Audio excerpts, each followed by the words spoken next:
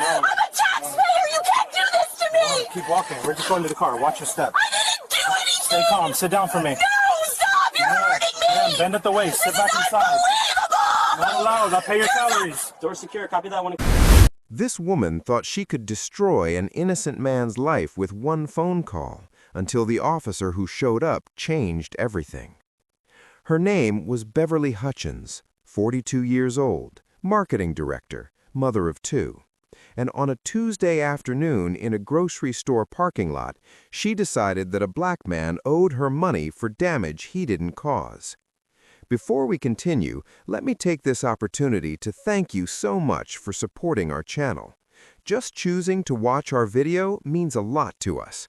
Before we go any further, tell us, where are you watching from?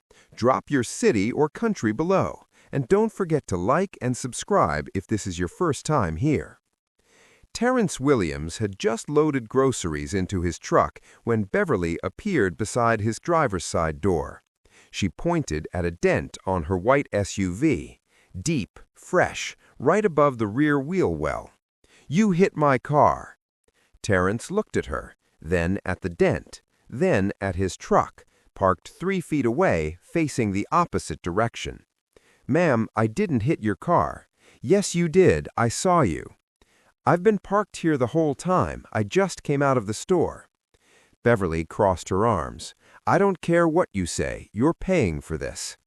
Terrence stayed calm. He'd been through this before. Not the exact situation, but the assumption, the accusation, the tone. "Ma'am, my truck didn't touch your car. Look at the angle. It's physically impossible." Beverly's face hardened. "Are you calling me a liar?" "I'm saying I didn't hit your car." "Then who did?" "I don't know, but it wasn't me." That's when Beverly pulled out her phone. Terrence pulled out his. "What are you doing?" she snapped. "Recording, for my protection." "You don't have permission to record me. This is a public parking lot. I have every right." Beverly's voice rose. "You hit my car, and now you're threatening me with your phone." "I'm not threatening anyone. I'm protecting myself." She took a step back, calculated, deliberate. "Stay away from me." Terrence didn't move. Beverly dialed 911. Beverly spoke into the phone like she was reading from a script. "Yes, I need police at the Riverside Shopping Center. A man just hit my car, and now he's refusing to give me his insurance. He's being aggressive." Terrence kept recording. "Ma'am, that's not true," he said clearly, loud enough for the phone to pick up. "I did not hit your car, and I'm standing 10 feet away from you." Beverly turned her back to him, lowered her voice. "I'm scared. He's a large black man, and he's yelling at me." Terrence wasn't yelling. He hadn't raised his voice once. "I think he might have a weapon," Beverly added. Terrence's stomach dropped, not from fear, from recognition. He knew exactly what she was doing. "Ma'am, I do not have a weapon. I have groceries in my truck and my phone in my hand. That's it." Beverly ignored him. "Please hurry. I don't feel safe." She hung up, turned back to Terrence with a small, cold smile. "They'll be here in 5 minutes, and when they get here, you're going to wish you'd just paid for my car." Terrence didn't respond. He adjusted his phone, making sure the angle captured both of them clearly. A woman walking to her car slowed down, mid-50s, glasses. She'd been watching. "Excuse me," she said. "I saw what happened." Beverly's head snapped toward her. "This doesn't concern you." "I was parked right there," the woman pointed 2 rows over. "I watched you pull in. Your car already had that dent." Beverly's face flushed. "No, it didn't." "Yes, it did. I noticed it because you parked crooked, and I had to squeeze past your bumper. You're mistaken." "I'm not, and I'll tell the police the same thing." Beverly's jaw tightened. "You need to leave." "I'm not going anywhere." The woman, her name was Diane Foster, walked over to Terrence. "Do you want me to stay, as a witness?" "Yes, ma'am, I'd appreciate that." Diane nodded, pulled out her own phone, started recording. "You can't record me either." "Actually, I can, and I am." Beverly looked around the parking lot. A few other people had stopped, phones out, watching. Her confidence wavered, just for a second. Then she doubled down. "He hit my car. All of you are protecting him because you don't want to get involved, but I have rights, and I'm not letting this go." Terrence stayed quiet. He'd learned a long time ago that some arguments you don't win with words, you win with evidence. 3 minutes later, a patrol car pulled into the lot. Beverly's face lit up. She waved both arms like she was flagging down a rescue helicopter. The officer stepped out, tall, broad-shouldered, clean uniform, black. Beverly froze. Officer James Hayes walked toward them with calm authority. 20-year veteran, decorated, patient. He'd seen every kind of call imaginable. But the look on Beverly's face when she saw him, he'd seen that before too. "Afternoon," Hayes said. "I got a call about a hit-and-run dispute. Who called this in?" Beverly hesitated, just half a second, then lifted her chin. "I did. This man hit my car and refused to provide his insurance information." Hayes turned to Terrence. "That true?" "No, sir. I didn't hit her car. I've been parked here the entire time. My truck never made contact with her vehicle." Hayes looked at both cars, walked slowly around Beverly's SUV, crouched near the dent, stood up, walked to Terrence's truck, checked the front bumper, the sides, the angles. "Ma'am, can you show me exactly where the impact occurred?" Beverly pointed at the dent. "Right there. He backed into me." Hayes glanced at Terrence's truck. "His vehicle is facing the opposite direction. He must have pulled forward after he hit me." "So you're saying he backed into you, then pulled forward into the space he's currently in?" "Yes." Hayes nodded slowly. "And you witnessed this happen?" "Yes." "Where were you when it happened?" Beverly faltered. I was getting out of my car." "You were inside your vehicle?" "No, I was walking back from the store." "So you saw him hit your car from a distance?" Yes." Hayes pulled out a notepad. "Can you describe exactly what you saw?" Beverly's voice tightened. "I already told you. He backed into my car." "I'm asking you to describe the motion. How fast was he going? Did you hear the impact? Did his brake lights come on?" "I don't remember every detail. I just know he hit my car." "Ma'am, you called 911 and said he was being aggressive. Can you explain what you meant by that?" Beverly glanced at Terrence, then back at Hayes. He refused to take responsibility. He raised his voice. "I have video evidence that I never raised my voice," Terrence said calmly. "I've been recording since she approached me." Hayes looked at him. "Can I see that?" Terrence handed over his phone. Hayes watched in silence. 30 seconds. A minute. 2 minutes. Beverly shifted her weight, crossed her arms, uncrossed them. When Hayes looked up, his expression hadn't changed, but something in his eyes had. "Ma'am, in this video, I don't see any aggressive behavior. I see you accusing him. I see him calmly denying it, and I hear you tell the 911 dispatcher that he was yelling at you and that you were scared he might have a weapon." Beverly's face went pale. "I felt threatened." By a man standing 10 feet away with a phone?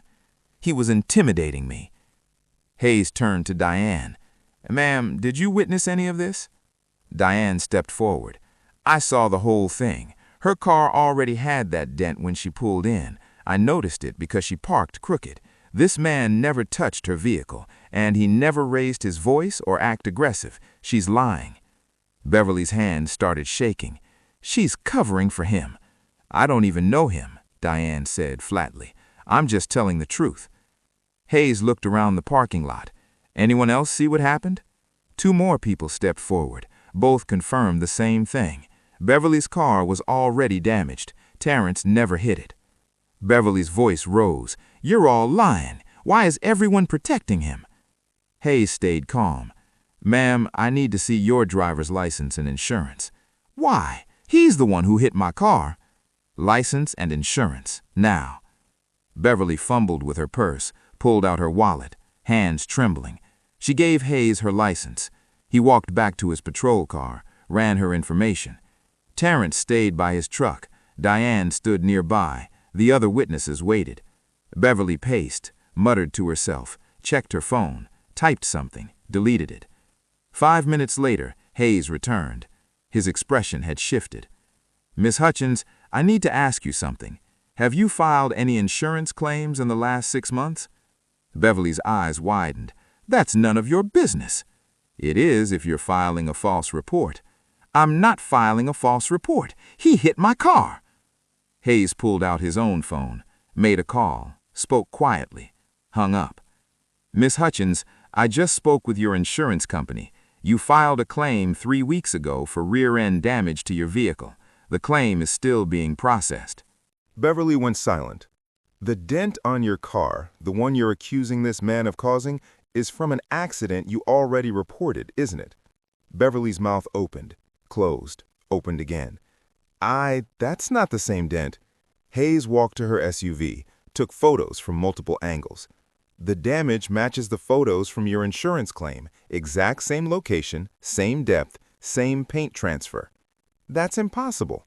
It's not. And now I need to know why you lied to me, lied to 911, and attempted to blame an innocent man for damage you've already filed a claim for. Beverly's voice cracked. "This is a mistake. You're confused." Hayes wasn't confused. "Ma'am, making a false police report is a crime. Falsely accusing someone of a hit and run is a crime. And calling 911 with fabricated claims about feeling threatened is also a crime." "I'm not fabricating anything." "Then explain to me why the dent on your car matches the damage from an insurance claim you filed 3 weeks ago." Beverly looked around. The crowd had grown, phones still recording. She lowered her voice. "Can we talk privately?" "No, we're talking right here." Her tone shifted, softer, almost pleading. "Officer, I think there's been a misunderstanding. I was upset. I thought he hit my car. I made a mistake." "You didn't make a mistake. You looked this man in the eye and accused him of something he didn't do. Then you called 911 and lied to the dispatcher. You said he was aggressive. You said you thought he had a weapon. None of that was true." "I was scared." "Of what?" Beverly didn't answer. Hayes let the silence sit. Terrence spoke up. "Officer, I'd like to press charges." Beverly spun toward him. "For what? I didn't do anything to you." "You tried to frame me. You lied to the police. You made false accusations that could have gotten me arrested or worse." Beverly's face flushed red. "You're being dramatic." "Am I?" Terrence's voice stayed level. "You told 911 I might have a weapon. Do you know what that means for someone who looks like me? Do you understand what could have happened if a different officer showed up?" Beverly looked away. Hayes stepped closer to her. "Miss Hutchins, I'm going to ask you one more time. Why did you accuse this man?" She said nothing. "Was it because you thought you could get him to pay for damage he didn't cause? Were you trying to scam him?" "No." "Then what was it?" Beverly's jaw tightened. Her eyes glistened, but she didn't cry. She just stared at the ground. Diane spoke up. "I'll tell you why. Because she thought she could get away with it. She saw a black man, thought no one would believe him, and figured she'd get a quick payout." Beverly's head snapped up. "That's not true." "Then tell us what is true." Beverly's hands clenched into fists. "I don't have to explain myself to any of you." Hayes pulled out his handcuffs. Beverly's eyes went wide. "What are you doing?" "Miss Hutchins, you're under arrest for filing a false police report and misuse of emergency services." "You can't arrest me. I'm the victim here." "You're not a victim. You're a liar." "I want to speak to your supervisor." "You can do that from the station." Beverly took a step back. "I'm not going anywhere with you." Hayes moved forward, calm, professional. "Ma'am, you can come voluntarily, or I can add resisting arrest to the charges. Your choice." Beverly looked around frantically, at the crowd, at the cameras, at Terrence. "This is insane. You're arresting me because of him?" "I'm arresting you because you broke the law." "He's lying. All of you are lying." Hayes reached for her arm. Beverly jerked away. "Don't touch me." "Ma'am, put your hands behind your back." "No." Hayes grabbed her wrist, firm but controlled. Beverly screamed. "Get off me! Somebody help! He's hurting me!" No one moved. Hayes cuffed her left wrist. Beverly thrashed, tried to pull away. Hayes secured the second cuff. "You're making a mistake," Beverly shouted. "I'm a taxpayer. I have rights. You can't do this to me." Hayes guided her toward the patrol car. Beverly planted her feet, went limp. Hayes kept moving. "I want a lawyer. I'm calling my husband. You're going to lose your job over this." Hayes opened the back door of the cruiser. Beverly refused to get in. "I'm not getting in that car. I didn't do anything wrong." Hayes placed a hand on top of her head, guided her into the seat. She kicked at the doorframe, missed. "This is discrimination. You're only arresting me because I'm white." Hayes closed the door. Her muffled shouts continued from inside the car. He turned to Terrence. "I'm gonna need a copy of that video." Terrence nodded. "I'll send it to you right now." Hayes handed him a card with his email. Terrence airdropped the file. Diane stepped forward. "Officer, I have video too, and my contact information if you need a witness statement." "I'd appreciate that." 2 other witnesses gave their information as well. Hayes looked at Terrence. "I'm sorry you had to go through this. It's not your fault. Still, no one should have to defend themselves against lies." Terrence glanced at the patrol car. Beverly was still shouting, pounding on the window. What happens to her now? She'll be processed, charged. She'll see a judge. If she's smart, she'll take a plea deal. And if she's not? Hayes shrugged. Then she'll learn the hard way. Beverly sat in the back of the patrol car, mascara streaking down her face, still yelling about injustice. Hayes ignored her. He'd heard it all before. At the station, things moved quickly. Beverly demanded her phone call. She got it, called her husband, Glenn, told him she'd been attacked, told him the officer was corrupt, told him to call their lawyer immediately.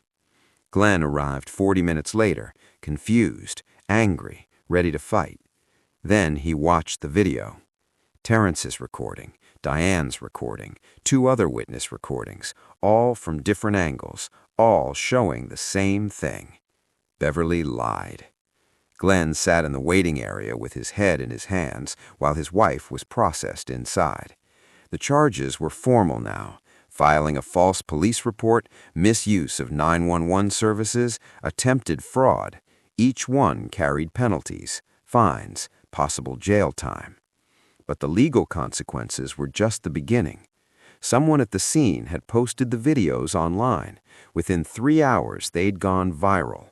Racist Karen tries to frame innocent black man, gets arrested instead. The views climbed, 10,000, 50,000, 500,000. Beverly's full name was in the comments. Her employer was tagged. Her Facebook profile, public, was flooded with messages. By the next morning, the story had been picked up by local news. By afternoon, national outlets were running it. Beverly's company released a statement by 5 p.m. "We were made aware of a deeply disturbing incident involving one of our employees. After reviewing the facts, we have terminated Beverly Hutchins effective immediately. Her actions do not reflect our values." Beverly's lawyer tried to do damage control, issued a statement claiming his client had made an honest mistake, that she was under stress, that she regretted the misunderstanding. No one bought it. The insurance company launched an investigation, discovered Beverly had filed 3 suspicious claims in 2 years, all minor damage, all conveniently timed, all paid out without question, until now. They flagged her account, denied her current claim, began reviewing the previous ones. Beverly's world collapsed in 72 hours. No job, no income, her face plastered across the internet as the latest example of weaponized racism, her family humiliated, her reputation destroyed. And the worst part? She still didn't think she'd done anything wrong. In an interview with a sympathetic blogger, someone trying to give her a platform to tell her side, Beverly doubled down. "I was scared. I felt threatened. That man was aggressive, and no one wants to admit it because they're afraid of being called racist." The blogger asked her about the videos. "Videos can be edited. People lie. I know what I experienced." The blogger asked about the insurance fraud investigation. "That's a separate issue. They're trying to discredit me because I'm being targeted." The blogger asked if she regretted anything. Beverly paused, looked directly at the camera. I regret trusting the system. I regret thinking the truth would matter." The interview was taken down within hours, not by the blogger, by his hosting platform. Terms of service violation, harassment, and misinformation. But the damage was done. Beverly Hutchins became a case study, a meme, a warning. Meanwhile, Terrence went back to his life. He didn't give interviews, didn't chase the spotlight. He'd said everything he needed to say in that parking lot. But people found him anyway, thanked him for staying calm, for recording, for protecting himself the right way. One message stuck with him. It was from a teenage kid, 16 years old. "My dad showed me your video. He told me that's how you survive. Stay calm, record everything. Don't give them a reason. Thank you for showing me what that looks like." Terrence read it twice. Then he closed the app and went to pick up his daughter from school. Officer James Hayes was interviewed by the local news, asked how he knew Beverly was lying. Experience, training, and evidence. The videos didn't lie. The witnesses didn't lie. The insurance records didn't lie. She did. The reporter asked if he'd faced situations like this before. "More than I'd like to admit." "What would you say to people watching this?" Hayes thought for a moment. "The truth always comes out. It might take time, it might take effort, but it comes out. And when it does, there's no talking your way around it." The case went to court 3 months later. Beverly pleaded not guilty, claimed she was the victim of a rush to judgment. Her lawyer argued she'd been overwhelmed, confused, and unfairly vilified. The jury deliberated for 2 hours. Guilty on all counts. The judge sentenced her to 6 months in jail, suspended, 2 years probation, 300 hours of community service, and a permanent record. Beverly cried in the courtroom, said it wasn't fair, said the system had failed her. Glenn filed for divorce 4 weeks later. Beverly Hutchins spent the next 2 years in a kind of limbo. No company would hire her. A simple Google search brought up the videos, the mugshot, the headlines. HR departments didn't even bother with rejection emails. They just ghosted her. She moved in with her sister in a town 2 hours away. Took a job cleaning offices at night. Minimum wage, no benefits. The kind of work she used to think was beneath her. Her kids stopped talking to her, not because they were told to, because they were old enough to understand what she'd done, old enough to be ashamed. Her friends disappeared. The group chats went quiet. The invitations stopped coming. Beverly told herself she was the victim, that the world had overreacted, that one mistake shouldn't define her entire life. But deep down, in the moments she couldn't ignore, she knew the truth. It wasn't a mistake. It was a choice. She'd looked at Terrence Williams and decided he was an easy target, someone she could blame, someone who wouldn't be believed. And when it didn't work, when the system didn't bend the way she expected, she called it discrimination. She never apologized, not publicly, not privately, not even to herself. Terrence, on the other hand, became an unlikely symbol. He didn't want the attention, didn't chase it, but people connected with his story because it was real, because it showed what so many others had experienced but couldn't prove. He started speaking at community events, not as an activist, he didn't see himself that way, but as someone who'd lived through something that needed to be talked about. He told young men to stay calm, to record, to protect themselves without giving anyone an excuse. He told parents to teach their kids that the truth matters, but so does evidence. He told officers like James Hayes that their actions, choosing facts over assumptions, saved lives. And he told everyone else that this wasn't just about one woman in one parking lot. It was about a system that had believed people like Beverly for so long that they'd stopped expecting consequences. Officer Hayes was promoted to sergeant a year later. He never mentioned the Beverly Hutchins case in his application. He didn't need to. His record spoke for itself. But in the academy, when he trained new recruits, he used that day as a teaching moment. Evidence over emotion. Facts over fear. If you walk into a situation with your mind already made up, you'll miss the truth every single time. The parking lot incident became required viewing in bias training courses across the state, not because it was shocking, because it was ordinary, and that was the problem. Diane Foster, the witness who'd stayed, was interviewed by a podcast about everyday courage. The host asked her why she didn't just walk away. Because someone needed to tell the truth, and I happened to be there. Were you scared? A little, but I was more scared of what would happen if I said nothing. Do you think it made a difference? Diane smiled. I know it did.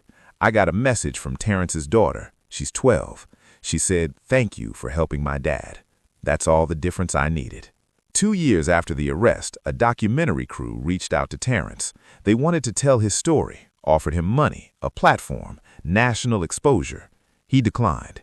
My story's already been told, and I don't want to spend the rest of my life reliving the worst day someone tried to give me. The producer asked if he had any regrets. Terrence thought about it. I regret that it happened at all. I regret that people like Beverly think they can do that and get away with it. But I don't regret how I handled it. I stayed calm, I had proof, and the truth won. Do you think Beverly's learned anything? Terrence shrugged. I don't know, and honestly, it's not my job to care. My job was to protect myself and tell the truth. I did that. What she does with her life now is on her. Beverly never reached out, never apologized, never acknowledged what she'd done beyond blaming everyone else. Some people said she should have gotten more jail time. Others said she'd suffered enough. Terrence didn't weigh in. He'd moved on, because that's what you do when you've been through something like that. You don't let it define you. You don't let it consume you. You take the lesson, hold on to the truth, and keep living. The story of Beverly Hutchins and Terrence Williams isn't just about one parking lot confrontation. It's about accountability, about the difference between real danger and weaponized fear, about what happens when people who've never faced consequences suddenly do. It's about the importance of recording your truth in a world that doesn't always want to believe it. And it's about the officers like James Hayes who choose evidence over assumption, even when it would be easier not to. So here's the question. Do you think justice was served, or should Beverly have faced harsher consequences? Drop your thoughts in the comments, and if this story made you think twice about recording your own interactions, hit that like button and subscribe. Stories like this need to be told and remembered, because the truth matters, even when it's uncomfortable.